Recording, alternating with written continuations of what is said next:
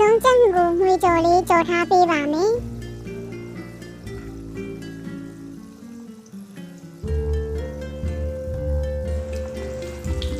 တစ်ခါကကြက်ရင်တစ်ခါကိုလှန်ပေးပြီးဆက်ကြော်ထားပါမယ်နော်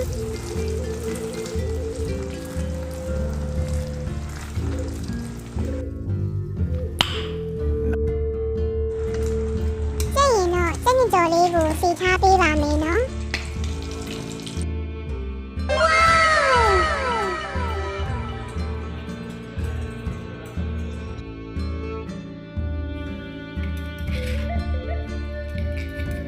ပစိုးရကြော်ဖို့အတွက်အရင်ဆုံးကြက်သွန်နီကြက်သွန်ဖြူထောင်းထားတာစီတက်ပါမယ်ပြီးရင်စနုံးမုတ်အနည်းငယ်ထည့်ပါမယ်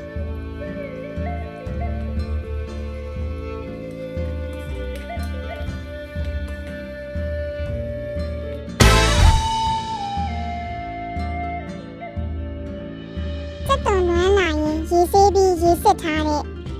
ပစိုးရလေးတွေထည့်ပါမယ်နော်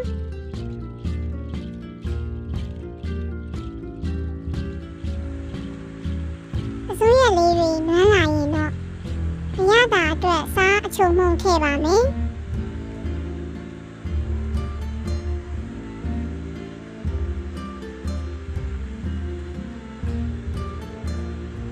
ဖျူးစီလေးလည်းထည့်ပေးပါမယ်ကြက်သားမှုန့်ထည့်ပြီးကြော်ရင်လည်းကောင်းပါတယ်နော်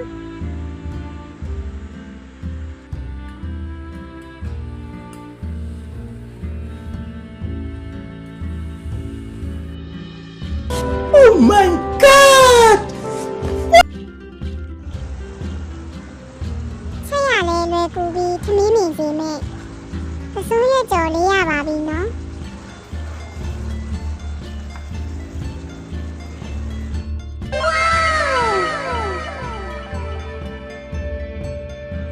ဈေးကဝယ်လာတဲ့20ဘတ်တန်မပြည့်ဘူးပါ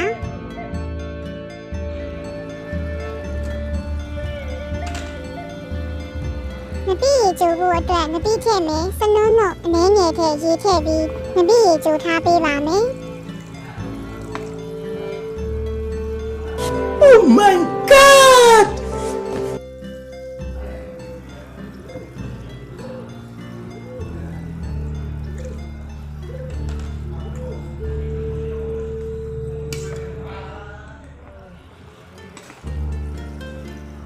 ငပိရေအချိုးကြပါပြီနော်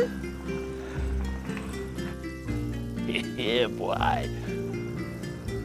ပြီးရင်တော့ဖြောမဲ့ပကန်းလေးတွေကိုအချို့မုံမရုပ်သီးမုံထည့်ပေးထားပါမယ်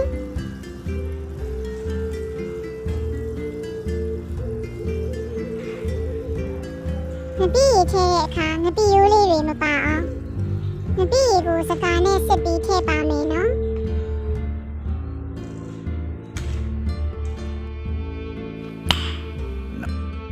သမီးမြင်စီမဲ့ငပိရေဖြော်လေးရပါပြီနော်နောက်ထပ်လည်းဗီဒီယိုလေးတွေထပ်တင်ပေးမှာမို့ channel လေးကို subscribe